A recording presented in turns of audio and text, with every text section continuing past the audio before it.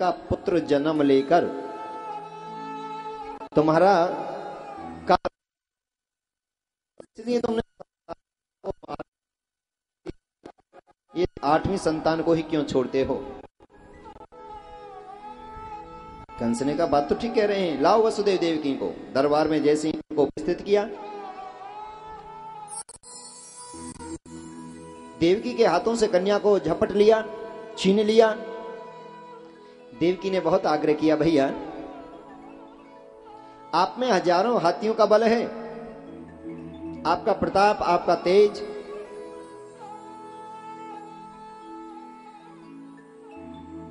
दुनिया में आपका यश है, आप ऐसा ना करें। आपने मेरी 7 संतानों को मार दिया या मरवा दिया या मर गई, मेरे जीवन की खातिर, अपनी बहन की खातिर इस कन्या को छोड़ दो, जिससे मैं अपने समस्त दुखों को भूल जाऊंगी। इसके सहारे मैं अपना जीवन यापन कर लूंगी। भैया मेरी खातिर, अपनी बहन की खातिर इस कन्या को छोड़ दो। परंतु पापी दुष्ट नहीं माना और जबरदस्ती कन्या को हाथ से खींच लिया, झपट लिया और पत्थर पर पछाड़ कर मारना चाह रहे थे। वो योग माया जो कन्या थी हाथों से निकल गई आकाश में और आकाशवाणी हुई, अरे दुष्ट, तुम मुझे क्या मारते हो? तुम्हारे मारने वाला तो ब्रज में उत्पन्न हो चुका है। तुम्हारे मारने वाला, तुमको मारने वाले ने जन्म ले लिया है ब्रज में। अब देखते हैं कैसे आप अपना बचाव करते हो। कंस देखता का देखता ही रह गया। जो कुछ होना था वो तो फिर भी हो गया। देवकी के सामने रोने लगा, वसुदेव के सामने हाथ जोड़ने लगा, मेरे से बहुत बड़ा अपराध हुआ है, मुझे क्षमा करो, क्षमा करो। वसुदेव देवकी बहुत बड़े ज्ञानी थे। उन्होंने फिर भी कहा, भैया कोई नहीं, धैर्य धारण करें, इसमें आपकी कोई गलती नहीं, हमारा ही कोई पूर्व जन्म का ऐसा कर्म होगा जो हमें ये भावी दुख देखने को प्राप्त हुआ। कौ ने काऊ सुख दुख करे दाता, निज कृत कर्म भोग सब पाता। इस संसार में कोई किसी को सुख नहीं देता है, कोई किसी को दुख नहीं देता है। जीव वैसा भोग भोगता है। कर्म प्रधान विश्व करी राखा, जो जस करे सो तस फल चाखा। इसलिए आप शोक नहीं करें। वसुदेव देवकी को फिर जेलों में बंद कर दिया। उधर मेरे बाबा नंद के यहां भगवान कृष्ण पहुंच गए थे। ब्रजवासियों को पता लगी, धूमधाम से समस्त ब्रजवासी बाबा नंद के यहां बड़े खुशी खुशी जा रहे हैं। बाबा बधाई हो, मैया बधाई हो। बाबा ने कहा, बेटा ब्रजवासी हो, तुम्हारे प्रेम से, आशीर्वाद से लाला भयो है। ब्रज की गोपी गोपजन सभी बाबा नंद के यहां जा रहे हैं। बाबा ने 9 लाख गौ दान की, अन्नों के भंडार दान किए, स्वर्ण दान किया, वस्त्र दान किए, बर्तन पात्र दान किए और इतना सब कुछ दान किया। मुनि सुखदेव जी महाराज कहते हैं, राजन, पूत सपूत जन्यो जसुदा, पूत सपूत जन्यो जसुदा, इतनी सुन के वसुदा सब दौरी, देवन के आनंद भयो पुनि, गावत भावत मंगल गौरी। नंद कछु इतनो जो दियो, नंद कछु इतनो जो दियो, घन श्याम कुबेरऊ की मत बोरी, देखत मोय लुटाई दियो, ना बची छचिया बचिया ना पिछोरी। बाबा ने प्रेम में सब कुछ लुटा दिया कि जिसकी मुझे इच्छा थी, जिसका मुझे आश्रय था, आज मुझे मिल गया है।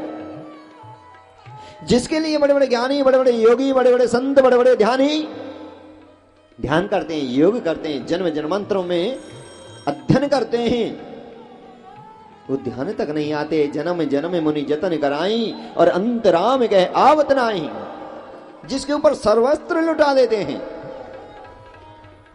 ऐसे गोविंद आज मेरे घर बाल रूप में आए, सब कुछ लुटा दिया। कंस को जैसे ही पता लगी मेरे काल ने ब्रज में जन्म ले लिया है, समस्त ब्रजवासियों को बुलाया, समस्त राक्षसों को बुलाया, दैत्यों को बुलाया, जिसमें बड़े बड़े राक्षस थे, संकटासुर, बकासुर, त्रिगुणावर्त, व्योमीसार, चाणक, मुष्टक, पूतना।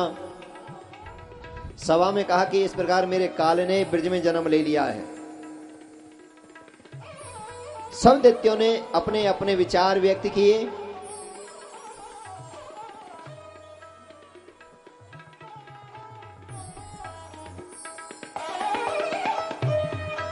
और पूतना बोली, राजन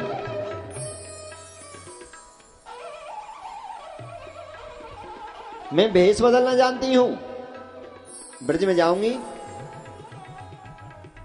2 दिन के, 4 दिन के, 10 दिन के, 15 दिन के, महीने के, 2 महीने के, जो भी शिशु होंगे, बच्चे होंगे, अपने स्तनों से जहर लगाकर जाऊंगी और सबको जहर पिला पिलाकर खत्म कर दूंगी। पूतना, अगर आपने ऐसा किया मैं तुम्हें बहुत उचित इनाम दूंगा। पूतना सुंदर श्रृंगार करके बाबा नंद के द्वार की ओर चल गई। जैसे देखा ब्रजवासी एक तरफ जा रहे हैं तो वो भी चल गई, शायद वही कंस का काल है। धीरे धीरे बाबा नंद के द्वार पर पहुंची और मां यशोदा से बोली, मैया तुम्हारे पामन लागू, बेटी तेरे सुहाग अमर बनो रे, बता तो सही कौन की बहू है, कहां की सखी है, कहां की गोपी है। मैया मैंने सुनी है कि आपके यहां 85 वर्ष की आयु में लाला हुए है। ये बेटियों, देवियों, सखियों, सब आपको आशीर्वाद है, सब आपको प्रेम है। जो आपका भाव था परमात्मा ने उसको पूरा किया है।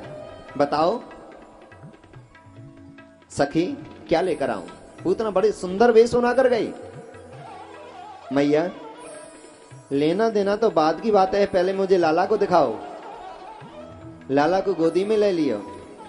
मैया अंदर किसी काम से गई।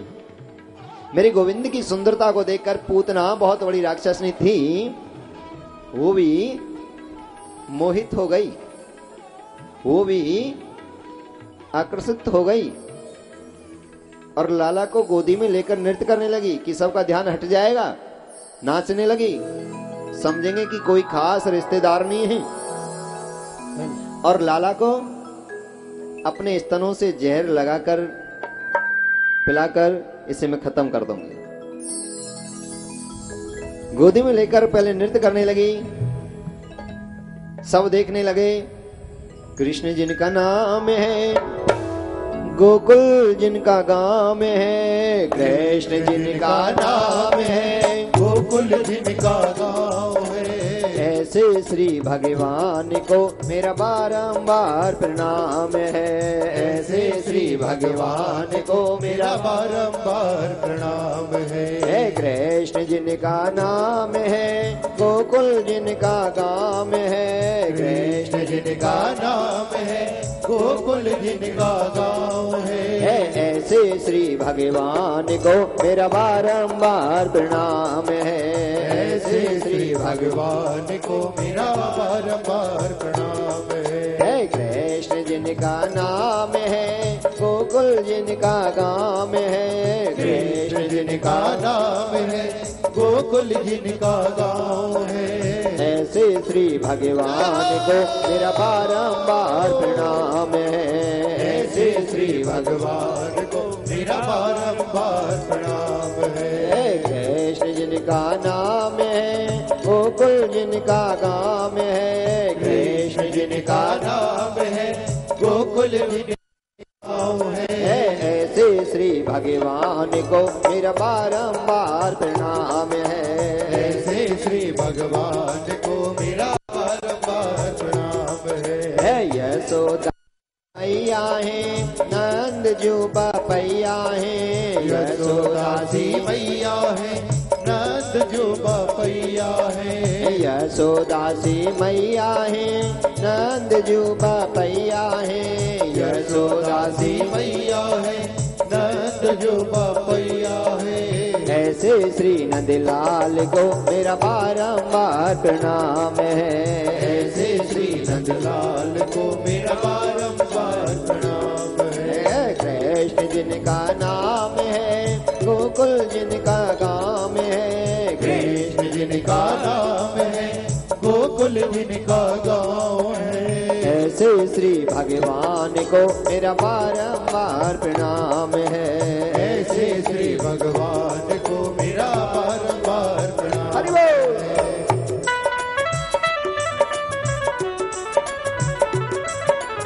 तालियों की सेवा करेंगे मीठी मीठी मिलके। जय हो।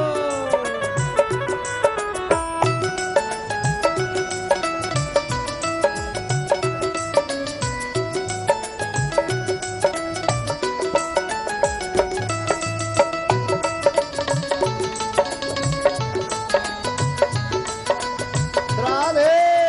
जय हो।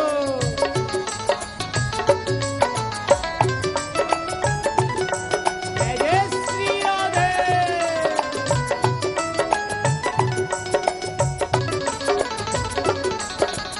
कौवन रैया है माखन के खवैया